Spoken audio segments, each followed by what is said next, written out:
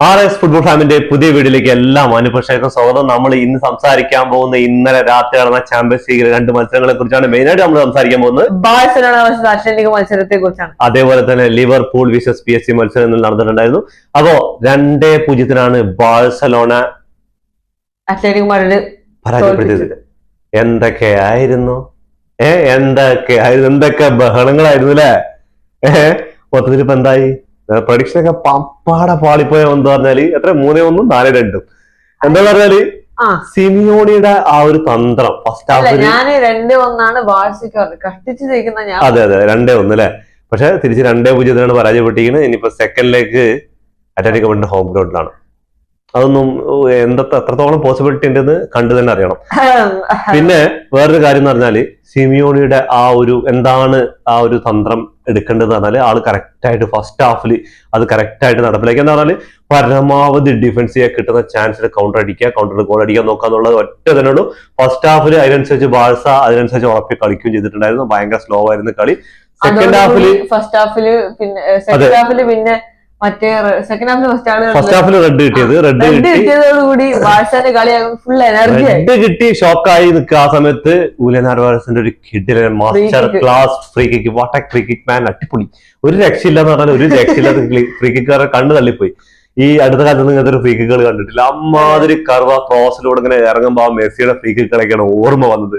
ഒരു രക്ഷയില്ലാത്ത free kick. ആ ഫ്രീ കിക്ക് അതിന് ശേഷമാണ് ബാഴ്സലോണ സെക്കൻഡ് ഹാഫിൽ അങ്ങനെ ഓണായി കളിക്കുന്നത്. ആ 10 ആള് എന്നുള്ളത് തോന്നിയിട്ടേ ഇല്ല. കളിയുടെ അവസാനം വരെ 10 ആള് എന്നാണ് തോന്നിയിട്ടില്ല. പക്ഷെ നിർഭാഗ്യം കൊണ്ടും അതേപോലെ അത്ലറ്റികോ മാഡ്രിഡിന്റെ ഗോൾ കീപ്പർ മോസോയും അതേപോലെ തന്നെ അവരുടെ ഡിഫൻസും എമാലി ഡിഫൻസ് ആണ്. യമാലിനെ മാത്രം ഇതുവരെയൊക്കെ 2 പേരൊക്കെയായിരുന്നു ഓരോ ടീമും 3-4 പേരൊക്കെയായിരുന്നു. യമാലിന്റെ മാസ്റ്റർ ക്ലാസ് പെർഫോമൻസ് ആയിരുന്നു. എല്ലാ തന്ത്രങ്ങളും പുറത്തിറക്കി നല്ല ട്രിബിളിങ്ങളോ 4-5 ആൾക്കാരെയൊക്കെ ട്രിബിൾ ചെയ്ത് കൊണ്ടുപോകും. പിന്നെയും ആൾക്കാർ വരികയാണ് അവനെ ബ്ലോക്ക് ചെയ്യാൻ വേണ്ടിട്ട്. ഡബിൾ ഏജ് ഉള്ള ആൾക്കാരാണ്.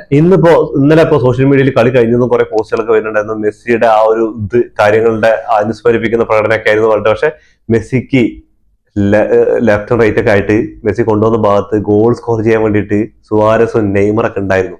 മെസ്സി അസിസ്റ്റ് തട്ടിക്കൊരു ജസ്റ്റ് ആ ട്രിപ്പിൾ ചെയ്ത് കൊണ്ടിട്ട് പെനാൽറ്റി ബോക്സ് പാസ് ചെയ്ത് കൊടുത്തു കഴിഞ്ഞാൽ അവിടെ ഇന്ന് സ്കോർ ചെയ്യാൻ വേണ്ടിയിട്ട് സുവാരസ്. ഇവിടെ ഉള്ളത് ആരാ? ലെവൻഡോസ്കിയും ഫെറാൻ ടോറസും റാഷ്ഫോർഡൊക്കെ.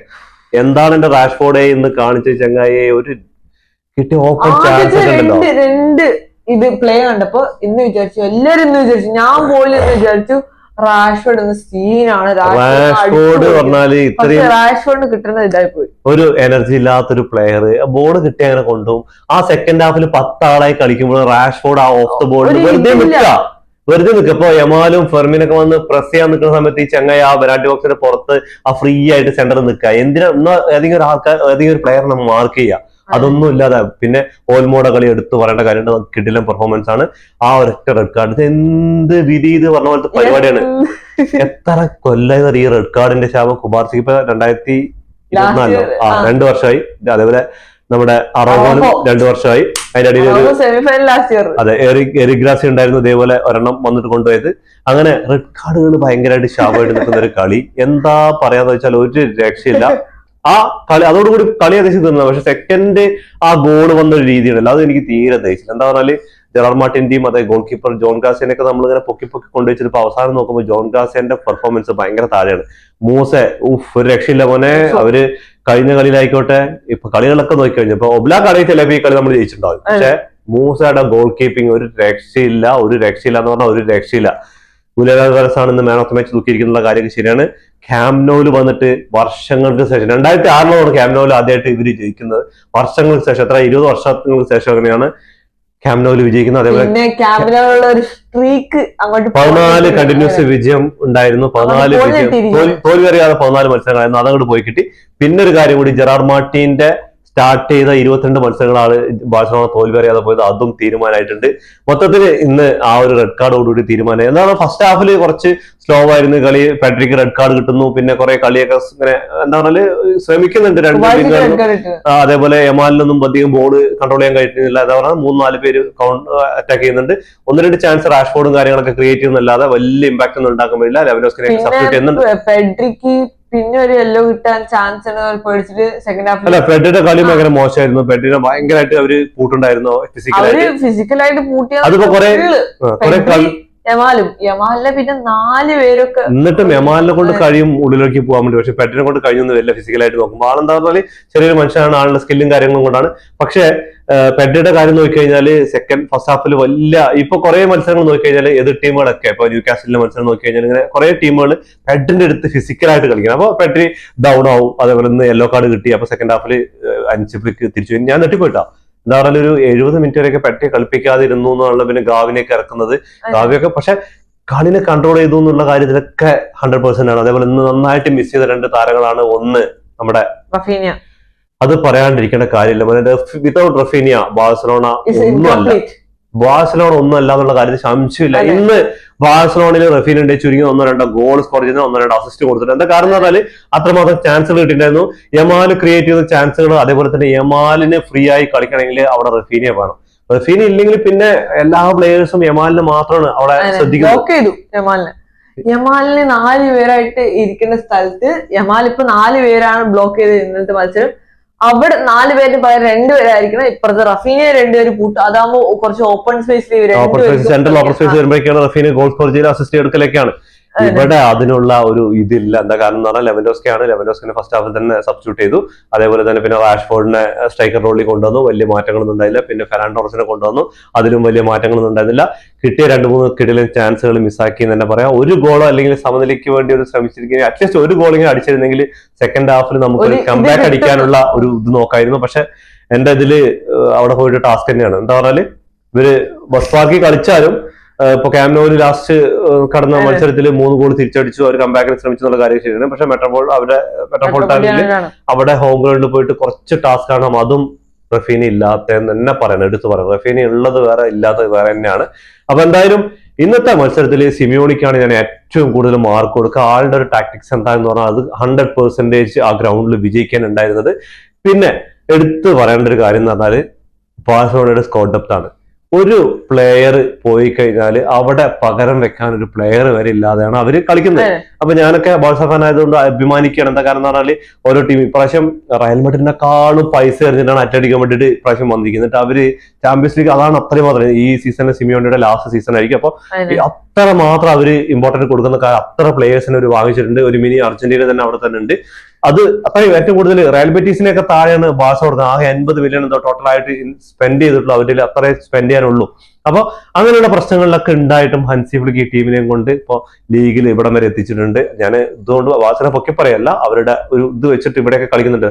ബാഴ്സലോണ ഫുള്ളായിട്ട് ഒരു സ്ക്വാഡ് ഡെപ്തിൽ ഫുള്ളായിട്ട് കളിക്കുകയാണെങ്കിൽ അവരെ തോൽപ്പിക്കുക എന്ന് പറഞ്ഞാൽ കുറച്ച് പണി തന്നെയാണ്. അതിലിപ്പോ പെഡ്രി ഇമ്പോർട്ടന്റ് ആണ്, യമാൽ ഇമ്പോർട്ടന്റ് ആണ്, റഫീനി ഇമ്പോർട്ടന്റ് ആണ്. അങ്ങനെ മെയിൻ ആയിട്ടുള്ള പ്ലേയേഴ്സ്. അതേപോലെ ഇനിയിപ്പോ സെക്കൻഡ് ലെഗ് ആദ്യ മത്സരം നടക്കാൻ പോകുന്നത് ബാഴ്സയ്ക്കാണ്. അത് കഴിഞ്ഞിട്ടാണ് റയൽ മാഡ്രിഡിന്റെ കളി വരുന്നത്. 14-ാം തീയതിയാണ് ബാഴ്സലോണയുടെ കളി വരുന്നത്. എന്തായാലും ബാഴ്സ റെമോണ്ടാഡ അടിച്ചിട്ട് റയൽ റെമോണ്ടാഡ അടിക്കുള്ളൂ, അതിൽ സംശയമൊന്നുമില്ല. എന്താ കാരണം ആദ്യം ബാഴ്സന്റെ കളി നടക്കുന്നത്. അപ്പൊ എന്തായാലും അത് തന്നെയാണ്. അപ്പൊ ഇന്നലെ കുറെ ആൾക്കാർ കിടന്നുറങ്ങിയിട്ടുണ്ടാവില്ല, റയൽ മാഡ്രിഡിന്റെ ഫാൻസുകാർ. ഇന്നലെ മിനിഞ്ഞാന്ന് കിടന്നുറങ്ങിയിട്ടുണ്ടാവില്ല. അപ്പൊ അവർക്ക് ഇന്നലത്തെ രാത്രി സുഖകരമായിട്ട് ഉറങ്ങിയിട്ടുണ്ടാകുന്നത്. കാരണം റയല് 2-1 പരാജയപ്പെട്ടപ്പോ അതും 2-0 പരാജയപ്പെട്ടു. ഇപ്പൊ അവര് പറയണ കുറെ സ്റ്റാറ്റസുകളൊക്കെ ഉണ്ട്, തമ്മിൽ ഭേദം തമ്മിൽ ഞങ്ങൾ 2-1 തോറ്റിരിക്കുന്നത്, 2-0 പക്ഷെ വ്യത്യാസം ഒന്നേ ഉള്ളത്. അവിടെ അലയൻസ് അരീനയാണ് ബയൺ മ്യൂണിക്കിന്റെ ഹോം ഗ്രൗണ്ട്. ഇവിടെ മെട്രോപൊളിറ്റാനോ അത്ലറ്റിക്കോ മാഡ്രിഡിന്റെ ഹോം ഗ്രൗണ്ട് എന്നുള്ള കാര്യമൊക്കെ ശരിയാണ്. പക്ഷെ 2 ടീമിനും കംബാക്ക് അടിക്കാനുള്ള ഒരു ചാൻസുകളൊക്കെ ഉണ്ട്, മൈന്യൂട്ട് ചാൻസുകളൊക്കെ ഉണ്ട്. പക്ഷെ എത്രമാത്രം കംബാക്ക് അടിക്കുന്ന ബാഴ്സ ഫാൻസും റയൽ മാഡ്രിഡ് ഫാൻസും ഒന്ന് കമന്റ് ചെയ്യാൻ മറക്കരുത്. പിന്നെ ഇന്നത്തെ കളിയിൽ റഫറിങ്ങിന്റെ കാര്യം പറയുകയാണെങ്കിൽ കുറെ മിസ്റ്റേക്കുകൾ ഉണ്ടായിരുന്നു. യമാലിനെയൊക്കെ അവര് പരമാവധി ഫൗൾ ചെയ്തിട്ടുണ്ട്. എന്താ കാരണം എന്ന് പറഞ്ഞാൽ അവിടെ 7ഓളം പ്ലേയേഴ്സിന് അവിടെ അടുത്ത കളിയിൽ റെഡ് കാർഡ് കിട്ടി, ഈ കളിയിൽ യെല്ലോ കാർഡ് കിട്ടി കഴിഞ്ഞാൽ അടുത്ത ലെഗിൽ കളിക്കാൻ പറ്റാന്നുള്ള കാര്യം കൊണ്ട് അവര് പരമാവധി ശ്രദ്ധിച്ചിട്ടാണ് കളിച്ചെങ്കിലും പരമാവധി ഫൗളുകൾ ചെയ്തിട്ടുണ്ട്. ആ ഫൗളുകളൊന്നും റഫറിയുടെ ഭാഗത്ത് നിന്ന് അത്രമാത്രം ഒരു ഇമ്പാക്ട് ഉണ്ടാക്കാനൊന്നും പറ്റിയിട്ടില്ല. അതേപോലെ തന്നെ ഞാനൊരു ഡൗട്ട് ചോദിക്കണം, ഈ വീഡിയോ അസിസ്റ്റന്റ് വാറൊക്കെ എന്തിനാണ്? ആ ഒരു മൂസ ഇട്ടുകൊടുത്ത ബോളാണ്, അത് ഡിഫൻഡർ കൈകൊണ്ട് ടച്ച് ചെയ്യണം. അതൊരു ക്ലിയർ പെനാൾട്ടി അല്ലേ? ഞാൻ വാർഡിന് വേണ്ടിയിട്ടല്ല പറയുന്നത്, അത് ക്ലിയർ ആയിട്ട് അത് അപ്പീലും ചെയ്യുന്നുണ്ട്, ഈ സാധനം ഇട്ട് കൊടുക്കുന്നുണ്ട്. അത് ഒന്നായിട്ട് ബാഴ്സലോണയുടെ ക്യാമ്നോയിലെ ആരാധകര് മൊത്തമായിട്ട് കുക്കി നിലവിളിക്കുന്നുണ്ട്. അതെന്തുകൊണ്ടാണ് അത് അങ്ങനെ ഒരു നിയമം? അത് സിമ്പിളായിട്ട് എല്ലാ ഫുട്ബോളിലും സിമ്പിൾ ആയിട്ടുള്ള നിയമമാണ്. ഇതിന് ലോജിക്ക് ബാറും കാര്യങ്ങളും ചെക്ക് ചെയ്യേണ്ട കാര്യമുണ്ട്. സിമ്പിൾ ആയിട്ടുള്ള നിയമമാണ്. ഗോൾ കീപ്പർ ഇട്ട് കൊടുക്കുന്ന ബോൾ ഒരിക്കലും ഡിഫൻഡർ അല്ലെങ്കിൽ ആ ടീമിന്റെ പ്ലെയർ ഒരിക്കലും കൈകൊണ്ട് തൊട്ട് കഴിഞ്ഞാൽ ഹാൻഡ് ബോൾ ആണ്. അത് പെനാൽറ്റി ബോക്സിന്റെ ഉള്ളിലാണെങ്കിൽ അത് പെനാൽറ്റി തന്നെ. അതിനെക്കുറിച്ച് എന്താണ് റഫറിങ് അറിയുന്ന റഫറിമാര് കമന്റ് ചെയ്യാൻ മറക്കരുത്. അപ്പൊ നമുക്ക് ഇന്നത്തെ Barcelona visas Atletico Madrid statistics. Barcelona 15 ഷോട്ടുകൾ എടുത്തിട്ടുണ്ടെങ്കിൽ 8 ഷോട്ടുകൾ ഓൺ ടാർഗറ്റിലേക്ക് വന്നത്. എന്താ കാരണം 8 ഷോട്ടിൽ ഒരു 3-4 കിടിലൻ ഷോട്ടുകളൊക്കെയാണ്. പക്ഷെ അത്രമാത്രം ലെവനോസ്കി അടിച്ച ഷോട്ടുകളായിക്കോട്ടെ, റാഷ്ഫോർഡ് അടിച്ച ഷോട്ടുകളായിക്കോട്ടെ, അത്രമാത്രം ഇമ്പാക്ട് ഒന്നും ഉണ്ടാക്കാൻ പറ്റില്ല. അതെന്താ പറഞ്ഞാൽ മൂസെ പറഞ്ഞ ഗോൾ കീപ്പറാണ്.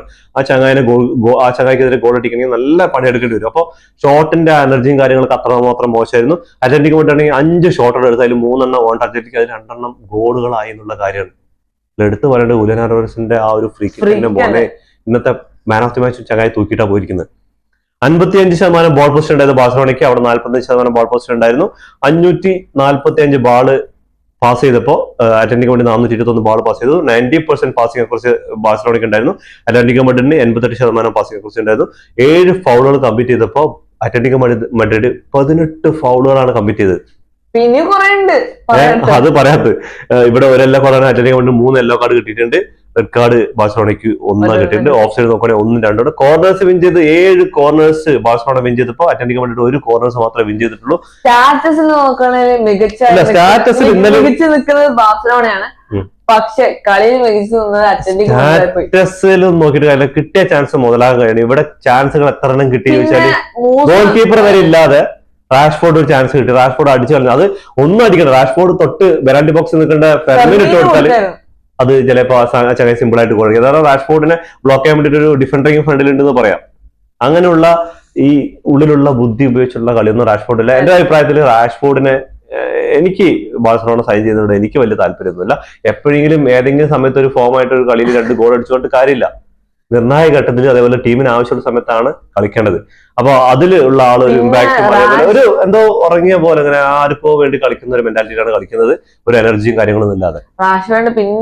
റാഷ്ഫോർഡ് ലെവൻഡോസ്കിനെ കുറിച്ച് എടുത്തു പറഞ്ഞ ഒരു കാര്യം എന്താണെന്ന് വെച്ചാൽ 2 പേർക്ക് ഷോട്ടിന്റെ പവർ ഇല്ല. അതെ, 2 പേര് കുറെ ഷോട്ട് കൊടുക്കുന്നുണ്ട്. അങ്ങോട്ട് മൂസോന്റെ കൈ സിമ്പിൾ ആയിട്ട് ഇങ്ങനെ തടുത്ത് മൂസോന്റെ കയ്യിൽ വന്നു ബോൾ കഴിഞ്ഞു. അതെ, അതോടുകൂടി നമ്മള് ബാഴ്സന്റെ സ്ട്രൈക്കർ റോളായിട്ട് കളിക്കാൻ ഇപ്പൊ പ്രോപ്പർ സ്ട്രൈക്കർ റോളായിട്ട് വേണം, ആള് വേണം. അതേപോലെ ബാഴ്സയുടെ ഓരോ പൊസിഷനിലും ഒരുപാട് ആൾക്കാരുടെ കുറവുണ്ട്. അതൊക്കെ ശരിയാണ്. അതൊക്കെ ഇനിയിപ്പോ എത്രമാത്രം ആ ഒരു ക്ലബ്ബ് നികത്തിയിട്ട് അടുത്ത സീസണിൽ വരുന്ന അറിയാൻ പറ്റില്ല. ഇനിയിപ്പോ ഇവിടെ നിന്ന് ഇപ്പൊ ഈ അത്ലറ്റിക്കോ മാഡ്രിഡ് കംബാക്ക് അടിച്ചു തന്നെ വെക്കുക. കംബാക്ക് അടിച്ച് പോയിട്ട് വരാൻ പോകുന്ന ആഴ്സണലാണ്. ആഴ്സണലായിട്ട് കളി കഴിഞ്ഞ് കഴിഞ്ഞാൽ പിന്നെ ആഴ്സണലായിട്ട് എന്ന് പറഞ്ഞാൽ ആഴ്സണൽ ഇപ്പോഴത്തെ ഒരു ഫോമിന്റെ സിറ്റുവേഷൻ വെച്ച് നോക്കുമ്പോൾ ബാഴ്സയും ആഴ്സണലായിട്ട് വലിയ ഇത് വരില്ല. ഒരു ടൈറ്റ് മത്സരം തന്നെ ആയിരിക്കും. പക്ഷെ അവിടെ കഴിഞ്ഞ് പോകുമ്പോൾ ഒന്നിലെ PSG ബയൺ മ്യൂണിക്കോ റയൽ മാഡ്രിഡൊക്കെ ആയിരിക്കും ഫൈനലിൽ വരിക. അതിൽ ആര് വന്നാലും വേർക്കും. അതാണ് പിന്നെ ഒരു ലെഗേ കളിയുള്ളൂ. സിമ്പിൾ ആയിട്ട് ചാമ്പ്യൻസ് ലീഗ് അടിക്കാനുള്ള ഒരു പാത്തായിരുന്നു ഈ സീസണിലും ബാഴ്സലോണയ്ക്ക് കിട്ടിയത്. പക്ഷെ അത്ലറ്റിക്കോ മാഡ്രിഡ് ഇതേപോലെ 2011 എങ്ങനെയാണ് അത്ലറ്റിക്കോ മാഡ്രിഡ് ബാഴ്സലോണ പുറത്താക്കുന്നുണ്ട്. 2011 17 അങ്ങനെ എന്തോ ആണ്. ഓക്കെ, അപ്പൊ നമുക്ക് അടുത്ത കളിയായ PSG വിസസ് ലിവർപൂൾ മത്സരത്തിലേക്ക് കടക്കാം. മത്സരത്തില് നമ്മുടെ ഡ്യൂവേന്റെ ഒരു ഷോട്ട്, കിടിലൻ ഗോള്, എന്താ പറയാ, ഒരു രക്ഷയില്ലാത്ത ഗോളാണ്. ആ ഒരു ലിവർപൂളിന്റെ ഗോൾ കീപ്പറിന്റെ മുകളിലൂടെ ആ ഒരു ഷോട്ട് വരുന്നുണ്ടല്ലോ, ഒരു രക്ഷയില്ല. അതേപോലെ ലിവർപൂളിന്റെ ഡിഫൻസിലാണ് 2 ഗോളുകൾ മിസ്റ്റേക്കിലാണ് 2 ഗോളുകൾ വരുന്നത്. ഡിഫൻസ് പറഞ്ഞാൽ ഒന്നായിട്ട് ഡിഫെൻഡ് ചെയ്യുന്നുണ്ട്, ടീം മൊത്തമായിട്ട് വന്ന് ഡിഫെൻഡ് ചെയ്തത്. പക്ഷേ PSG ആണെന്നുള്ള കാര്യം ഞാൻ പ്രത്യേകം പറഞ്ഞിട്ടുണ്ടായിരുന്നു. പക്ഷെ 2 ഗോളൊന്നും അല്ല, അതിൽ കൂടുതൽ ഗോള് സ്കോർ ചെയ്യുന്നൊക്കെ വിചാരിച്ച കളിയാണ്. ഒരു ഓൺ ടാർജറ്റ് പോലും ലിവർപൂളിന്റെ പ്ലേയേഴ്സ് അടിച്ചിട്ടില്ല. ഞാൻ എന്താ കളി വ്യക്തമായിട്ട് കണ്ടിട്ടില്ല, ഹൈലൈറ്റ്സ് മാത്രം ഒന്ന് കണ്ടത്. അങ്ങനെ 2-0 വിജയിച്ചിട്ടുണ്ടെങ്കിൽ കവറാസ്കേലിയാണ് ഇന്ന് മാൻ ഓഫ് ദി മാച്ച് തൂക്കിയിരിക്കുന്നത്. അപ്പോൾ അടുത്ത ലെഗ് ആൻഫീൽഡിലാണ്. ഇവിടെ എന്തായിരിക്കും സംഭവിക്കാമെന്ന് കണ്ടു തന്നെ അറിയണം. എന്താണെന്ന് പറഞ്ഞാൽ ആൻഫീൽഡില് ലിവർപൂളിന് മുമ്പൊക്കെ വലിയ കാര്യം ആൻഫീൽഡ് എന്ന് പറഞ്ഞാല് അവിടെ ഒരു ടാഗ് ലൈൻ ഒക്കെ ഉണ്ടല്ലോ, you will never walk alone. അതെ, അങ്ങനെയൊക്കെ പറഞ്ഞിട്ടൊരു ടാഗ് ലൈൻ ഒക്കെ ഉണ്ട്. പക്ഷെ അതിപ്പോ എന്തൊക്കെയാവും പറയാൻ പറ്റില്ല. ഇപ്പോഴത്തെ അവസാനം നടന്ന മത്സരങ്ങളും കാര്യങ്ങളും നോക്കി കഴിഞ്ഞാൽ ആൻഫീൽഡ് വന്ന് കുറെ ടീമുകൾ, ചെറിയ ടീമുകൾ വരെ ലിവർപൂളിനെ പരാജയപ്പെടുത്തിയിട്ട് പോയിട്ടുണ്ട്. അപ്പൊ ഇവരുടെ സ്റ്റാറ്റസ് നോക്കിയാൽ അവരുടെ കളിയെ കുറിച്ച് പറയുന്ന പറഞ്ഞാൽ PSG ആണ്. PSG പ്രാവശ്യം ആ ഒരു സ്റ്റാർട്ടിങ്ങിലൊക്കെ കുറച്ച് പ്രശ്നങ്ങളൊക്കെ ഉണ്ടായിരുന്നെങ്കിലും ഇപ്പൊ അവര് മിന്നും ഫോമിലാണ്. ലീഗിൽ ടോപ്പിലെത്തിയിട്ടുണ്ട്. ഫ്രഞ്ച് ലീഗിൽ പുറത്തായെങ്കിലും ഫ്രഞ്ച് ലീഗിൽ അവിടെ ഫ്രഞ്ച് കപ്പിൽ പുറത്തായെങ്കിലും ഫ്രഞ്ച് ലീഗിൽ അവർ ടോപ്പിൽ ഫസ്റ്റ് പൊസിഷനിൽ നിൽക്കുന്നത്. അതേപോലെ ചാമ്പ്യൻസ് ലീഗിൽ അവര് കഴിഞ്ഞ സീസണിൽ അതേപോലെ വന്നുകൊണ്ടിരിക്കുകയാണ്. അപ്പോൾ മിക്കവാറും ഒരു കിടിലൻ സെമിഫൈനൽ തന്നെ കാണാൻ വേണ്ടി തോന്നുന്നുണ്ട്. ബയൺ മ്യൂണിക്ക് വിസസ് PSG സെമിഫൈനലിനെ ആയിരിക്കും മിക്കവാറും ഉണ്ടാവാന്ന് എന്റെ ഒരു വിചാരം. ഇനിയിപ്പോ അത് മറികടന്ന് ലിവർപൂൾ എങ്ങാനും അടുത്ത റൗണ്ടിലേക്ക് വരികയാണെങ്കിൽ അതും പൊളിക്കും. അപ്പൊ എന്തായാലും നമുക്ക് ഇവരുടെ സ്റ്റാറ്റസിലേക്ക് ഒന്ന് പോവാം. സ്റ്റാറ്റസ് കണ്ടു കഴിഞ്ഞാല് PSG ആധിപത്യം തന്നെയാണ്. അപ്പൊ നാളെ എന്തായാലും ഫുൾ ആയിട്ട് കളി കാണണം. 17 ഷോട്ടുകളാണ് PSG എടുത്തിട്ടുള്ളത്. അതിൽ 7 ഓൺ ടാർഗറ്റിലേക്ക് വന്നപ്പോ 3 ഷോട്ടുകളാണ് ലിവർപൂൾ എടുത്തത്. അതിൽ 0 ഓൺ ടാർഗറ്റ് ആണുള്ളത്. 74% PSG ബോൾ പൊസിഷൻ ഉണ്ടായിരുന്നു, 26% ലിവർപൂൾ പൊസിഷൻ. ലിവർപൂളിന്റെ ഇതും അറ്റ്ലാന്റിക് മാഡ്രിഡിന്റെ അതേ തന്നെ ആയിരുന്നു. എന്താ പറഞ്ഞാൽ പരമാവധി ഗോൾ അടിക്കാതെ PSG കൊണ്ട് ഗോൾ അടിപ്പിക്കാതെ ഇരിക്കുക എന്നുള്ള ഇതിൽ തന്നെ തന്ത്രം തന്നെയായിരുന്നു. പക്ഷെ PSG ആണ് അവര് എന്ത് തന്നെ ഇനിയിപ്പോ ബസ്സല്ല ലോറി അല്ല ഇനിയിപ്പോ മതിൽ കെട്ടി പാർക്ക് ചെയ്താലും അവരതിനെ പൊളിച്ചു വരുന്നുള്ള കാര്യത്തിൽ യാതൊരു സംശയം. അത്രമാത്രം അറ്റാക്കിംഗ് ഉള്ള ടീമാണ്. അപ്പൊ 733 പാസുകളാണ് PSG കംപ്ലീറ്റ് ചെയ്തിരിക്കുന്നത്. ഈ ചാമ്പ്യൻസ് ലീഗിന്റെ ചരിത്രത്തിൽ ഏറ്റവും കൂടുതൽ പാസുകൾ കംപ്ലീറ്റ് ചെയ്ത ടീമായിരിക്കും. ലിവർപൂളിന്റെ കാര്യം നോക്കുകയാണെങ്കിൽ 255 പാസുകൾ മാത്രമേ കംപ്ലീറ്റ് ചെയ്തുള്ളൂ. 93% പാസിംഗ് അക്യുറസി ഉണ്ടായിരുന്നു. ഇവിടെ 78% മാത്രം പാസിംഗ് അക്യുറസി ഉണ്ടായിരുന്നു. 10 ഫോളോ 2 ടീമുകൾ കംപ്ലീറ്റ് ചെയ്തപ്പോ യെല്ലോ കാർഡ് ലിവർപൂൾ 2 കിട്ടിയിട്ടുണ്ട്. ഓഫ് സൈഡ് 2ഉം 1 ആണ് കിട്ടിയിട്ടുള്ളത്. 3 കോർണേഴ്സ് PSG വിൻ ചെയ്തപ്പോ ലിവർപൂൾ 1 കോർണേഴ്സ് വിൻ ചെയ്തു. ഇതിൽ എടുത്തു പറയേണ്ട കാര്യം എന്താ വെച്ചാൽ PSG പാസിംഗ് ചെയ്ത് ഇവിടെ നിൽക്കുമ്പോൾ ലിവർപൂൾ ഇവിടെ പോലും എത്തിയില്ല എന്നാണ് തന്നെ പറയുന്നത്. അതെ, അത് അത്രയും വ്യത്യാസം വന്നിട്ടുണ്ട്. അപ്പൊ എന്തായാലും അടുത്ത റൗണ്ടിലേക്ക് ആരായിരിക്കും? അതെ, ബാഴ്സലോണ മിസ് അറ്റ്ലറ്റികോ മാഡ്രിഡ് സെക്കൻഡ് ലെഗിൽ നിന്ന് ബാഴ്സലോണയാണ് അറ്റ്ലറ്റികോ മാഡ്രിഡ് അടുത്ത ലെഗിലേക്ക് ക്വാളിഫൈ ആകാൻ പോവുക. അതേപോലെ തന്നെ സെമിഫൈനലിലേക്ക് ആരാണ് കടക്കാന്നുള്ളത് ലിവർപൂൾ വിസസ് PSG മത്സരത്തെ കുറിച്ച് നിങ്ങൾ. അപ്പൊ ഇതോടുകൂടി ഈ വീഡിയോ അവസാനിക്കുന്നു. ഫുട്ബോൾ ലോകത്തെ പുതിയ വിശേഷങ്ങളായി വീണ്ടും കാണാം. ഈ വീഡിയോ ഇഷ്ടപ്പെട്ട ലൈക്ക് ചെയ്യുക, ഷെയർ ചെയ്യുക, സബ്സ്ക്രൈബ് ചെയ്യുക. അതേപോലെ തന്നെ നിങ്ങളുടെ വിലപ്പെട്ട നിർദ്ദേശങ്ങളും നമ്മുടെ കമന്റ് ബോക്സിൽ കമന്റ് ചെയ്യാൻ മറക്കരുത്. അപ്പോ ശുഭദിനം. മറക്കല്ലേ.